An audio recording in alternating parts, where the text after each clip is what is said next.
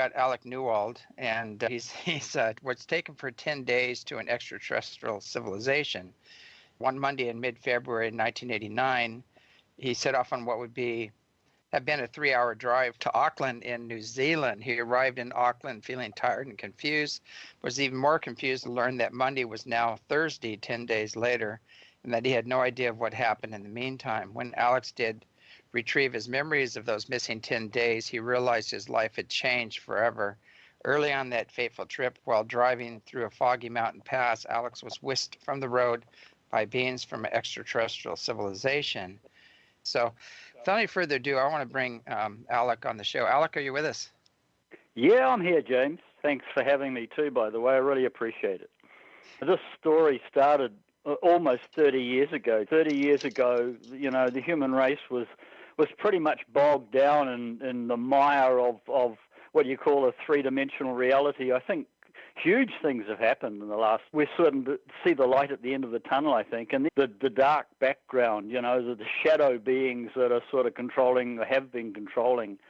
They're starting to. I think their suspension bridge is starting to fall down, and it's good to be part of it. And people like yourself and Duncan Rhodes at Nexus, they've really been hammering away at that door for a very, very long time. And people like me and my experiences have been really not overlooked, but they've been, because it's impossible for the average person to comprehend. They just have to gloss over it. They just go all glazed in the eyes, and it's just too encompassing for them, or too threatening, I think, for them. It was 2 decades ago anyway. The work you're doing there, like out on the ranch and that, and like even like Stephen Greer's stuff, even though everybody's got their enemies and everybody's got their, detractors, but everybody's just chipping away at that stone wall. And I think that there must be a time very, very soon when you can talk about this stuff and people will look at you with an understanding in their eyes instead of that glazed look. Yeah. That's the thing about a true story, James. You can't fabricate the detail. Like even when like the FBI in America or something investigates a case, it's the forensic stuff that usually hangs someone, if you know what I mean. It's the detail. The devil's in the detail. And if you're making up a story, you can't add that detail and make it fit. And my story's riddled with those minor details, but people just look at the big overall context of what I'm trying to say, and they say, that's totally unbelievable. I can't go there, can't absorb that. They never take the time to examine the detail. And if I can open up with, as you were saying, that childhood stuff, and just expand a little bit on the periphery of that childhood experience, I can introduce you to some of the detail that's been overlooked. I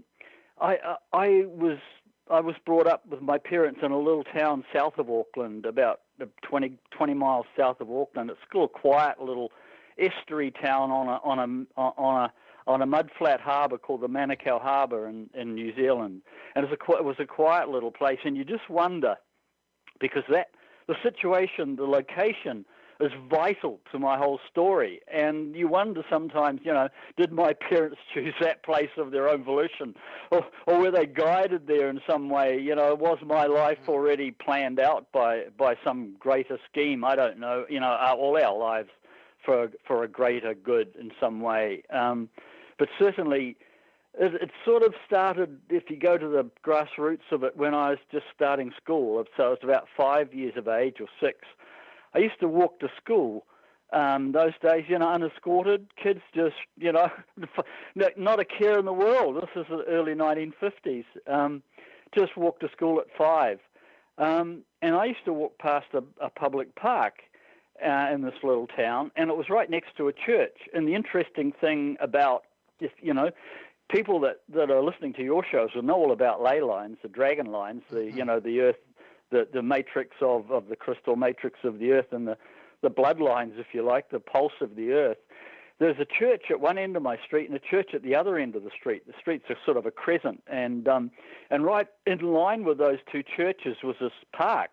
So I was actually, I didn't know it at the time, but I was actually walking a ley line. I was walking a dragon line to school, or intersecting one. And right on this park, on that dragon line, was where just like a lightning strike, it'd be a flash of light would come in that park and would draw my attention to it. And the thing that was happening around me at the time, people say, "Oh, well, how could you possibly go into a vortex or something without anyone seeing you?" Being a kid, you chase seagulls and that, when you're young. And in the park, because this was close to a harbour, an estuary, and there were seagulls in this park, and I used to chase them. And whenever that light in that park would glow, seagulls in the park would freeze. So there was some sort of a time interference pattern set up there where obviously my time wasn't altered, and the beings that came out of that light didn't alter their movement, but everything around me was obviously frozen. So I could only imagine that anybody outside of that perimeter of that vortex was probably, my time was probably 1,000 or 100,000 times quicker than theirs. So I should imagine that I had that event happening in that park made me at a later time in my life approach a guy in New Zealand called Bruce Cathy. Bruce Cathy was one of the first guys that worked on the grid system, the harmonic grid system of the planet Earth.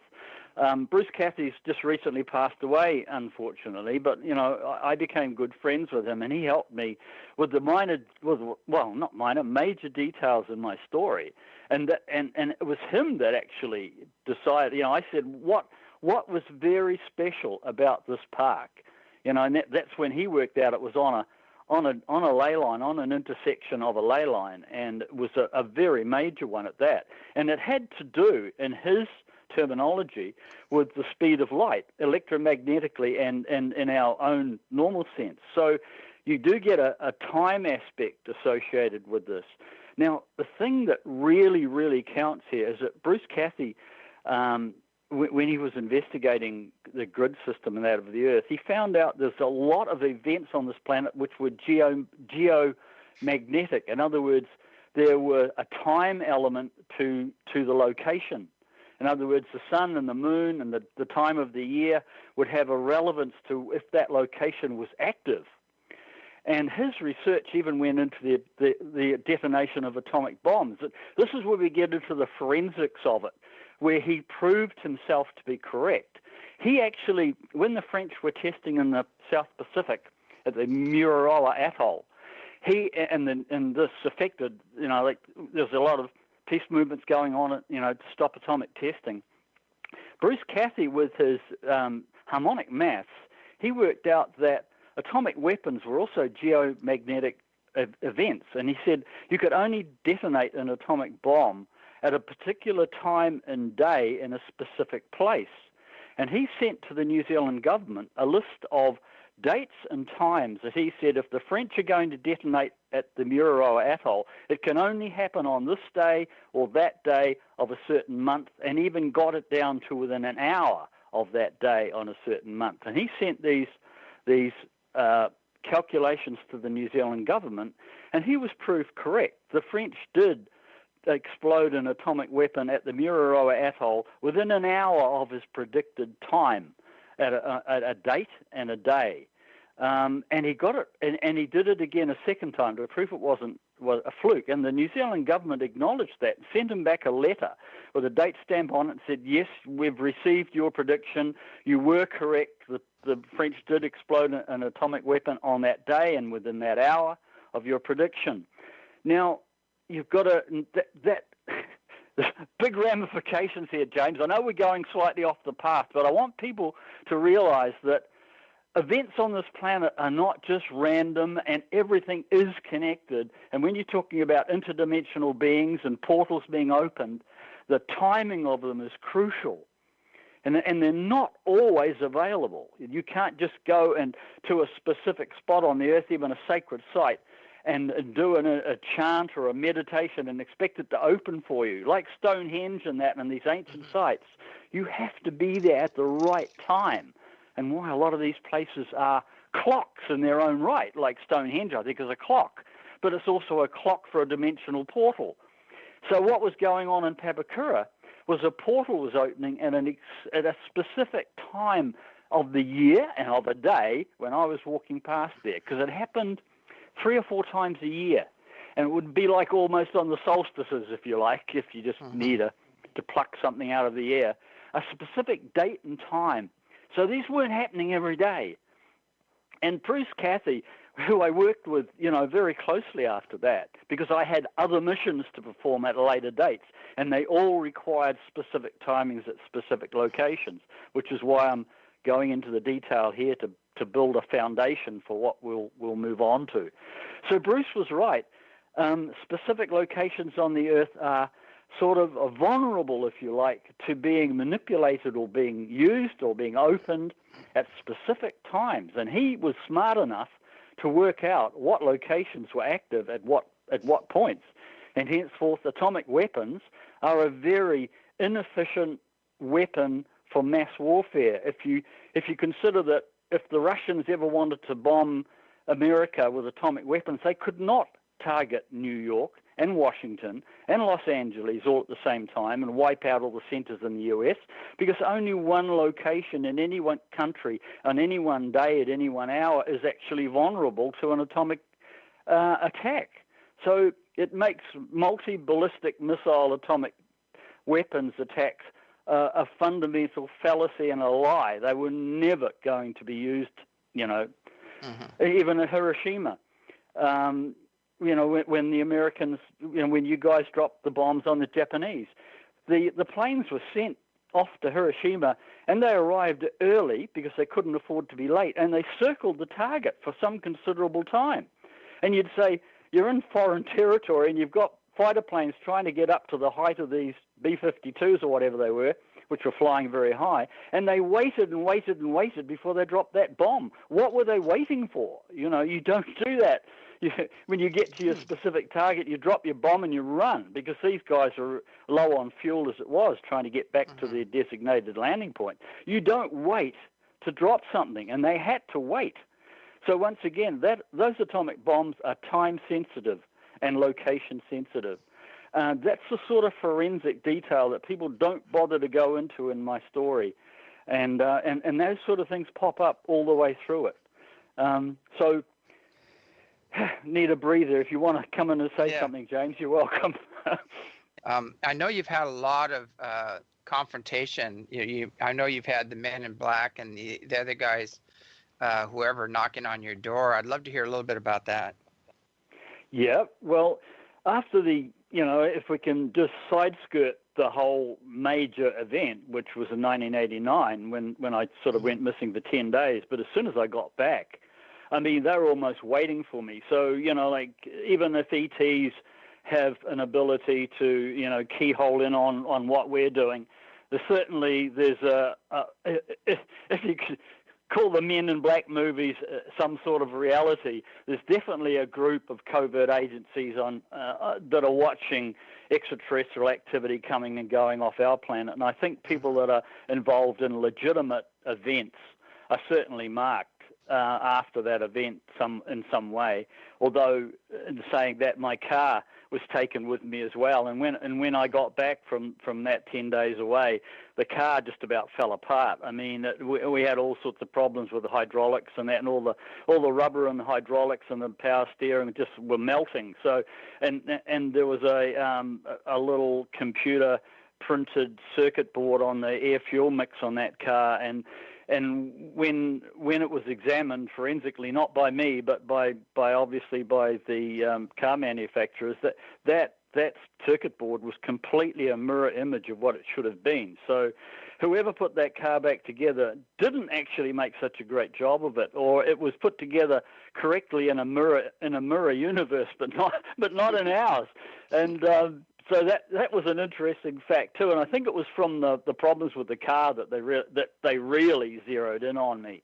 And that's when my life got, really interesting, because I tried to sidestep, and they kept, like I moved several times and didn't tell anybody where I was going, where I was moving to, and they just kept finding me all the time. So, and then they really started to put the pressure on, because they really wanted to know what I was up to and what had happened. So, and I'm sort of a private sort of a guy, and I sort of, I obviously just told them to, to move on, and the powers that be don't accept that sort of philosophy. So, yeah, my life turned into a pretty ragged sort of an event after that, and eventually, when they couldn't get me to cooperate, they set me up and they framed me in some sort of a criminal event, we could call it, I suppose.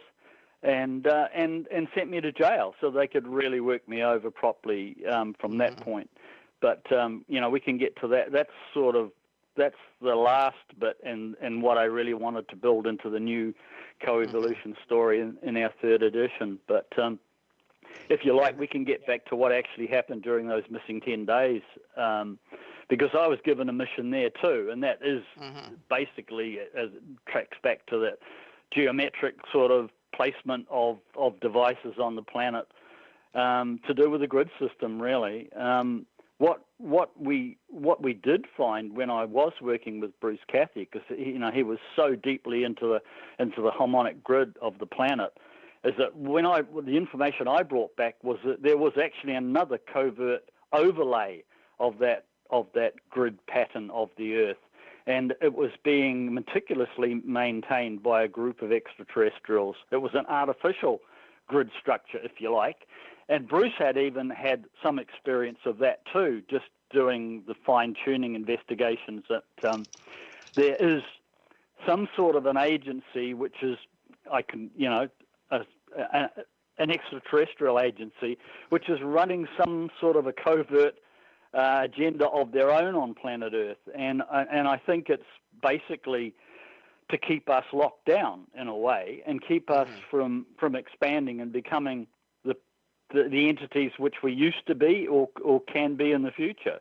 So, and they were doing it in some way with a sort of a grid system, which was like an artificial intelligence, which was Wi-Fiing us into submission, if you like. And the mission I had was to try and break that system down by putting spoilers in place, if you like, to disrupt their own grid system.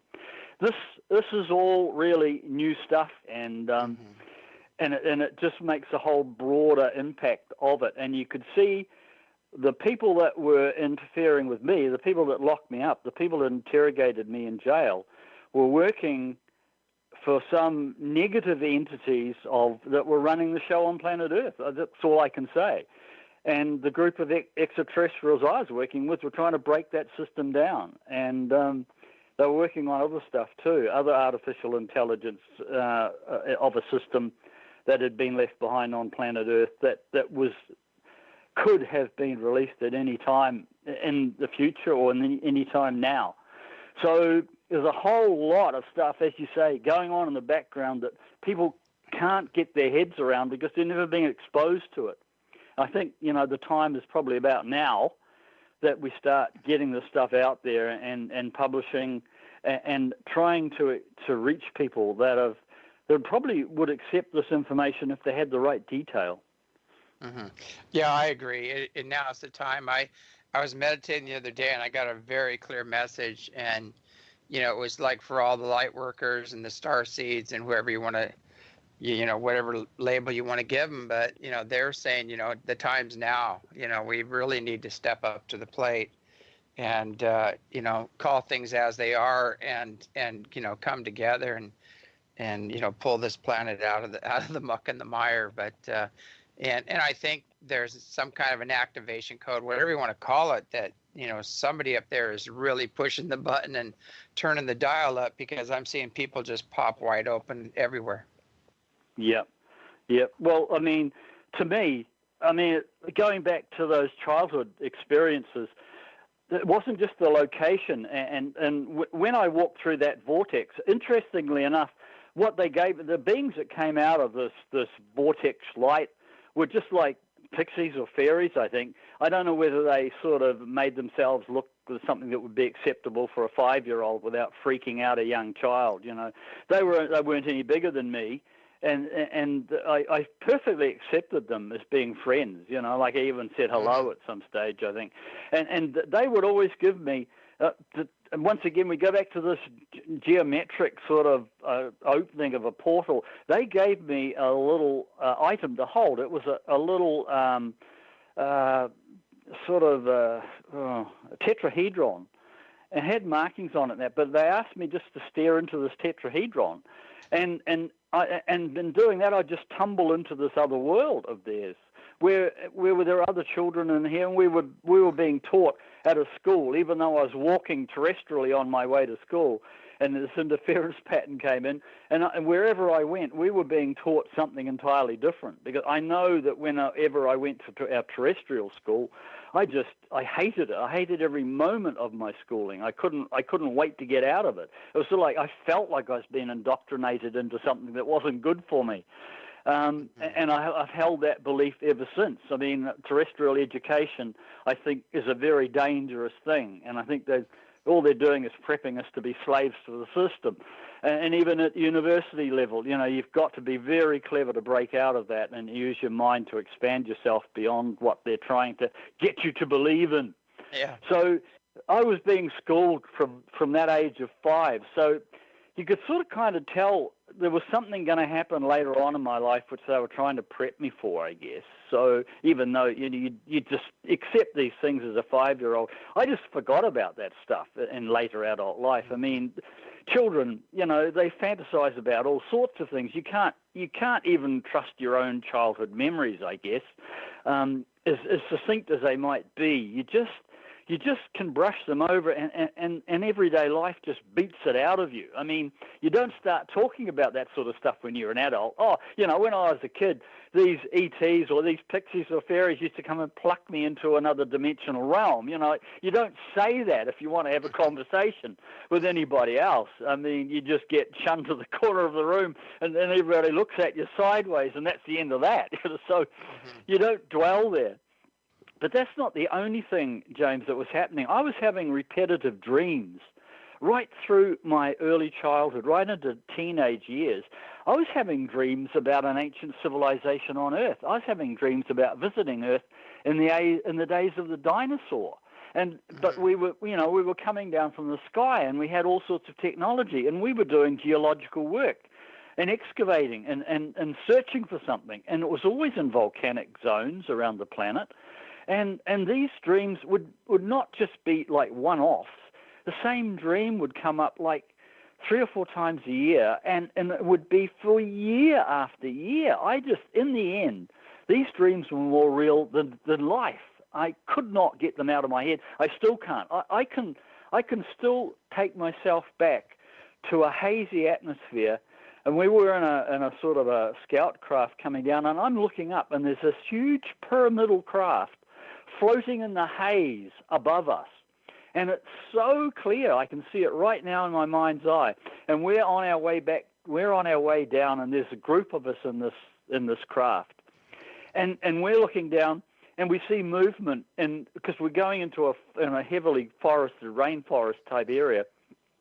And there's huge creatures which would be dinosaurs, but for a kid like 5 or 6, I'm seeing these huge things trying to relate who and what they are. And I remember the rhetoric going around on the craft was saying, I thought these things were extinct now, and we could see these.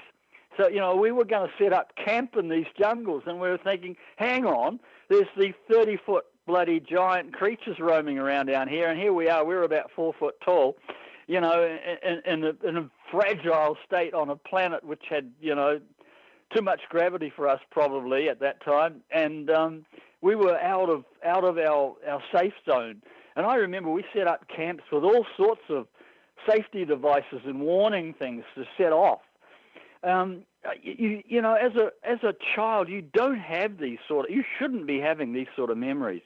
That was a wake-up call. That was a reminder that I'd been here before, and not as a human, and that my life had other aspects to it, which, was relevant to what was going to happen in later life. And these same entities that I was in those dreams were the ones that abducted me for 10 days. I'm a bit loath to call it abduction, though, because there's such a thing as ET recovery. And I think that these were my ancestors, truly were my ancestors. And they were coming back to recover me, because obviously at some stage, some deal had been done on a soul level where I would manifest myself in human form on planet Earth. But, and still have this connection to this ancient life, to this other realm, to these other entities, to these other extraterrestrials. And at a set time and place, obviously, that I would be recovered. I would be taken home. But, as you know, when you're born into the human form down here, amnesia is the number one conundrum. You can't remember who you were, what you've done, where you've been, how many lives you've had, or what the hell's going on. It all starts from scratch. And I had, even in spite of those childhood memories, those persistent dreams, I had no recall of any of this, in my 3D mindset of a Earth human adult at 40 years of age I was then, that I had any of this heritage. So when they did come and pluck me, with car and all off that road going from Rotorua, you got it right, your pronunciation was dead set correct, from Rotorua to Auckland, I was like, what the hell is going on here? I actually, when they first come to pluck me out of the car, I was driving the car and I felt like a ton of bricks had landed on me, like someone had poured cement on me. I just felt like I was pushed into the seat of that car, and I was paralyzed. I couldn't turn the steering wheel or apply the brakes or do anything. And that car was just barreling along at 60 miles an hour, 100 kilometers an hour, our terminology. And I was on a Rocky Mountain road, and there was a big cliff face straight ahead of me, and I could not turn that steering wheel. I was frozen into that car. And I thought, ouch, this is going to hurt. I'm going to hit that stone wall at 100 miles an hour, or 60 miles an hour. And I was just waiting for the impact. And there was nothing after that, nothing at all, like blank. And then when I come to, I'm in this huge cavernous space with sort of a flashing blue neon light, and I'm in a non-body form, like I'm a ghost.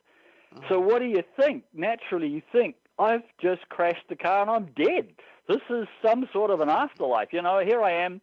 I can vaguely remember the car charging at this rock wall, and then nothing, and then I'm in this cavernous space with nothing around me, and I'm looking down, and I'm just a wispy ghost. Like I've got no form at all, and I'm trying to figure out where the hell am I now? Hoping it wasn't hell, and trying to figure out.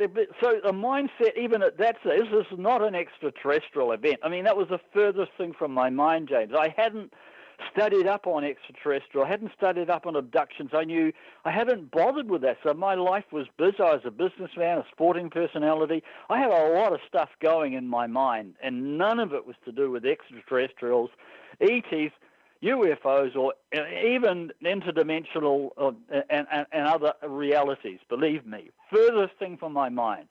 So I was dead. I was in some form of afterlife. That's the only thing I was thinking about. And then I see ghosts, other ghosts off in the distance. And because I was trying to figure out, how do you move? Here I am, like a cloud, a wisp of cloud, sitting in a suspended area with, out, and this wherever I was at just went out of sight in the distance, but with this pulsing blue light around the outside. And I'm saying, how the hell, if these other entities, these other ghosts, do I move towards them or do I move away from them? And how do I do that anyway? And it just came to me in the end that I sort of pushed, like if you push forward with your head, like you want to lean forward to sort of roll down a hill or something. So I sort of leaned forward, I guess, with my consciousness. And then I found that I could maneuver myself by directing my consciousness forward or sideways or back, and I could actually move. So I was starting to move around in a non-physical form.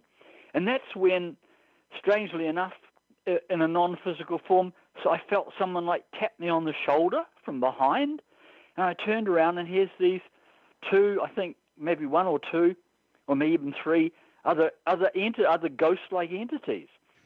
And there was some sort of communication, and even though it never approached me as a form of communication, it just felt comfortable that I should follow them, and that would be okay, because I wasn't in a fearful state. I was quite relaxed. I was just like curious, mostly. But then these ghost-like entities come and tap me on the shoulder and basically say in some form, follow me. And I said, okay, let's go. And we moved out of that ghost-like sort of environment. And as we moved further on, I started to notice around me there was sort of like technology, like earth, like construction stuff, like, if you like, scaffolding or technology like within an aircraft or something like that, something that looked vaguely familiar. At least it looked like it was constructed and not non-physical. And these ghost-like entities, they suddenly had a form to them. They, an extraterrestrial form. They were very small, human-looking people. And it's sort of, you take all this in your stride at the moment. It's like you're on some sort of a trip somewhere, I don't take drugs, I never have, but if you're on a trip in some sort of a drug state, you just accept this stuff as perfectly normal. It's just happening around you and unfolding, and you're just watching it like a spectator. And it's quite, like I never thought twice about it. I wasn't something that would turn around and run away. It's just okay, yeah. And then they introduced me to this sort of a machine, a sort of a glass or metallic sort of a structure that like a tube, and he said, step in here and we'll build a body for you. I said, okay, okay, like I'd done this before. And I'm inside this tube that closes around me, and as I'm looking down, I can see my rib cage forming. I can see the interior of my body forming into a structure, and the next minute I'm out of this machine and I have a body. I couldn't see myself. There wasn't a mirror there, but I was told they built the body in the same basic construct as what I had on Earth. So in other words, I had my earthly body or an earthly body look-alike, so that I didn't feel completely, disorientated. Even though these other creatures, these other extraterrestrials, were much smaller than me, they. People have tried to explain to me, that they were greys, because, the specific people image what a grey entity looks like, or zeta reticuli, or whatever you want to call them. These were not greys, but they had a structure of a similar ilk, because they were small and slight, about 4 foot tall. There was a hybrid entities there as well, which are semi-human. They were about 5 foot tall, and they looked a lot more like us.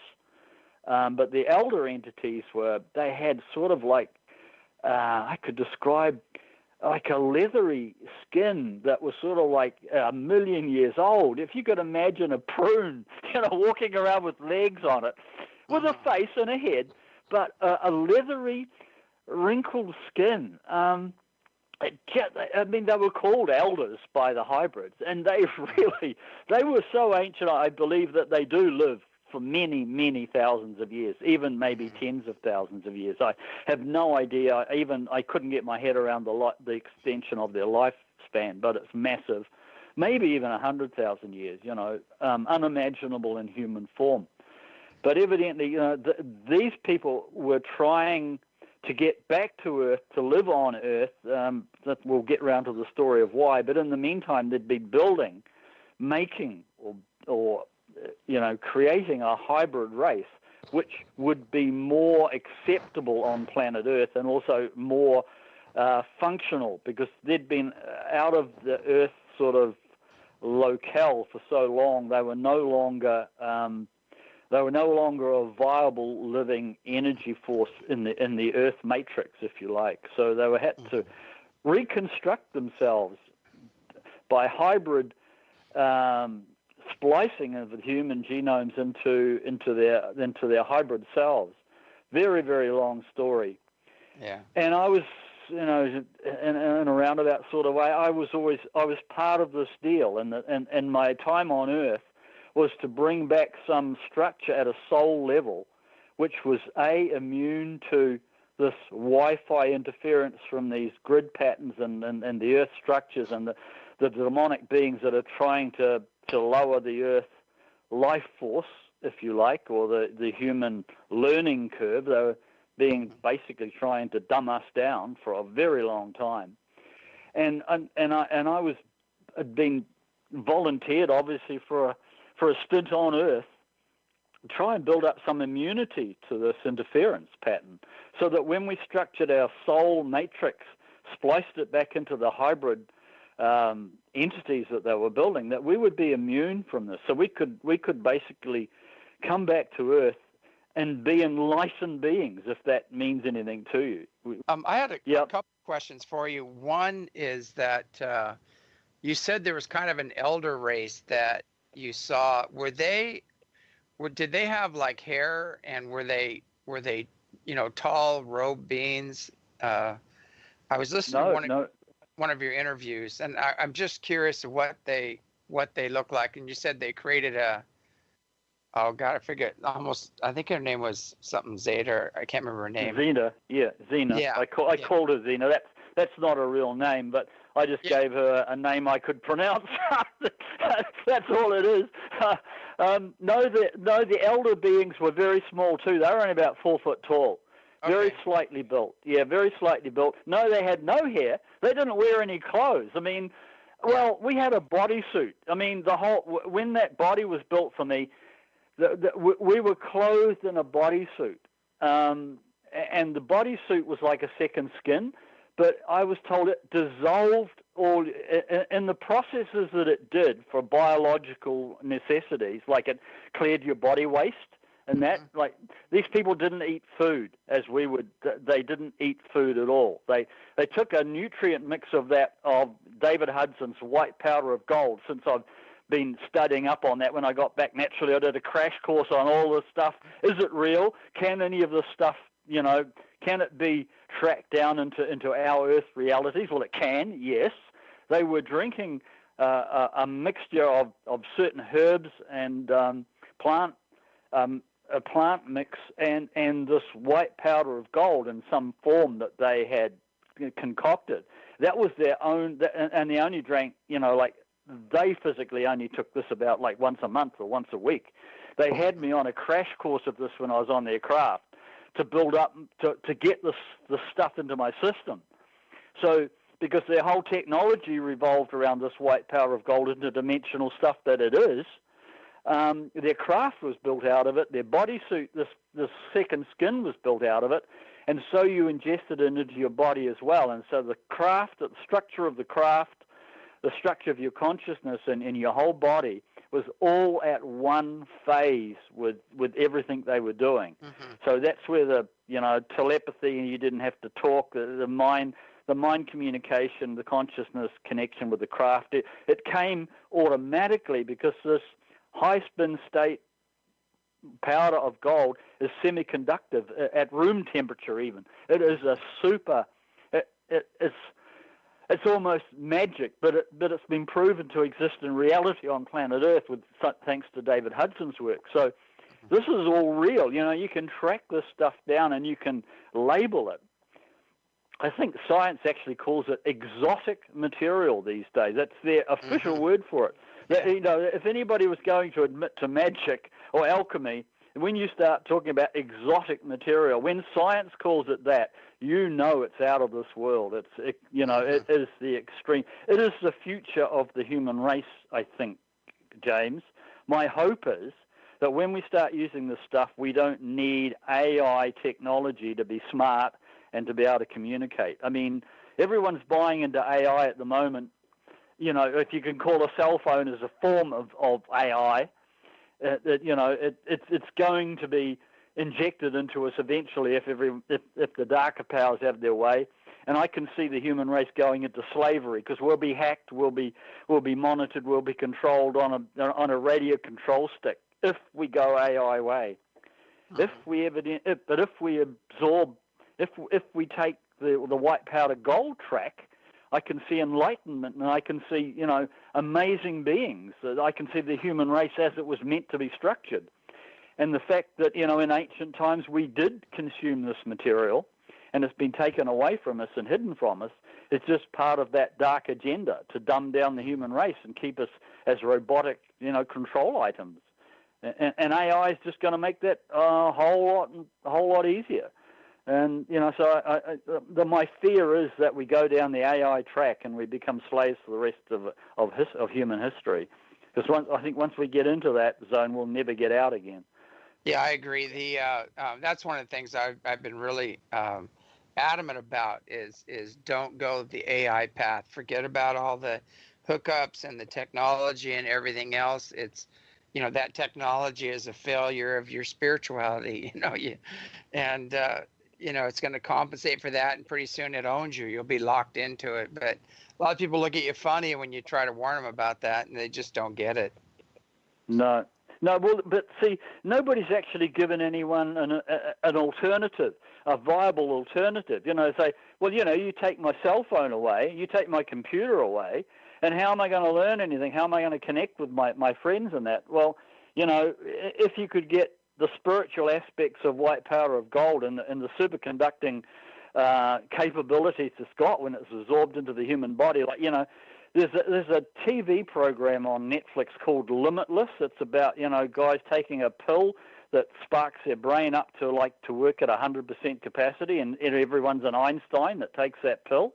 Well, this white powder of gold is very similar, but it's like a tenfold, because we would connect with the consciousness of the universe, I think, because we'd be self-conducting back to 0 point. We'd be in communication with, if you like to use the word, the God of the universe, or the intelligence of the universe. Like every atom's got a story to tell, every atom's got information stored in it, like every rock has got information stored in it. And I think we would be in communication with all of that knowledge, that everything the human race has ever experienced in its whole entire history, we could download personally and privately, or anyone could do it. And I mean, so who needs the cell phone when you can do that? You can connect with the other side of the universe, thought transfer, and you can go there just as easily too. Transport yourself there. So, like all our technology of cars and planes and cell phones, it's gone. It's chuck it away. It's actually redundant. And it's free and cheap almost, the pollution of the planet's gone. We're not eating food as we do now. So we don't have to hunt down and kill animals, and we don't have to grow exorbitant amounts of crops. We'd be eating like 1/1000th the amount of food that we do at the present time. So the Earth's population could grow in harmony, and we wouldn't be technology destroying, because we wouldn't be using planes and burning fossil fuels and digging up stuff out of the ground. It would be utopia on Earth, and even AI doesn't promise us that. It can't promise us that. Yeah, I agree. I've seen on the, I went out of body and went into the inner Earth, and I saw these beings, and they weren't totally physical. They're more like in between, and they look similar to some of the beings you're talking about. And they're actually growing this, it was like a fungus or something, and they're cutting it into cakes. And I asked them what they're doing, and they said that this has everything you need to totally sustain the body. And that's what they're eating. And I was looking at that, and I said, boy, that, if we could get that formula, it would take care of all the problems, most of the problems on the planet, and this white powder gold seems like a step up above that as well. Yeah, well, I'd encourage people to go and hunt down David Hudson's last lecture. He's only given about 3 in the last 20 years. It's 2011. If you search on YouTube for David Hudson 2011, he's a 2-hour talk he gave, and it's full of science. The first hour might be a bit techie and too sciencey for some people. Skip the first hour and listen to the second hour of that David Hudson talk. And he talks about all of the attributes that white powder could give the human race. And I don't think he's talking off the top of his head. I've heard from some very clued up people that says David Hudson's as sharp as a tack. He's not missing anything. And you know what nation has taken him on? He spent the last 5 to 10 years pre-2011 in China. And those guys have really taken him, on board. He's been working with the Chinese medical fraternity, and I think he's more than likely been dabbling with the Chinese military into this white powder gold, because it is interdimensional. And it's, unfortunately, I guess, like everything else, it could be weaponized. But by crikey dicks, it's got the hope of the human race attached to it. And he's just gone with whoever will listen to him and supply the laboratory sort of implements for him to advance his research. I'm certain if you listen to David Hudson's talk, read between the lines, the Chinese have been testing this out on some humans. And of course, we're never going to find out too much about what's going on back in there in that closed workshop.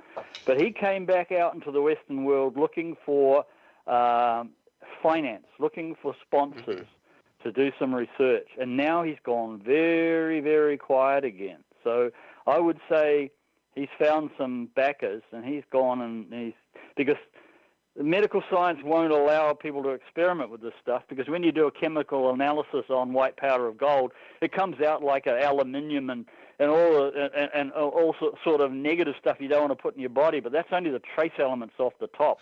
To analyze it, you've got to really go down deep to find out where all this high spin state, rhodium and gold and that material is, which gives you this sort of interdimensional properties of the substance. So, yeah, anybody that wants to really know what I'm talking about, take a good, hard, long listen to David Hudson's talk in 2011. And it gives you hope.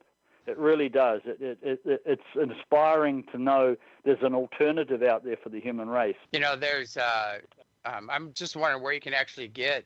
There's so many people that supposedly are selling white powdered gold, and I think there's however they're trying to make it or whatever, they seem to have missed the mark, because actually there is none, James. There's no viable white powder gold on the market. Please let people be warned about that. Yeah. It is not available. I mean, David Hudson says it's got to be chelated, and it's got to be. The ancient Egyptians had the formula. If you go back and study some of the works, David Hudson mentions that anyway. That David Hudson interview does talk about the Egyptians using it, and it being found there, and the pharaohs were fed on it. And it needs to be almost converted into an absorbable liquid form and chelated so that the human body can recognize it as food. You can't take it as a dry powder or mix it with water, and it just won't work. This is what I say. The scientific production of the stuff is very, very high tech and very expensive. Initially, it's not going to be you're not going to be buying it for $3 an ounce. It's going to be like $10,000 an ounce or something. But it's not the point. Like every technology, once it gets out there, and there'll be people that try to hoard it and try to use it for the wrong purposes. I can see that, as in every human endeavor.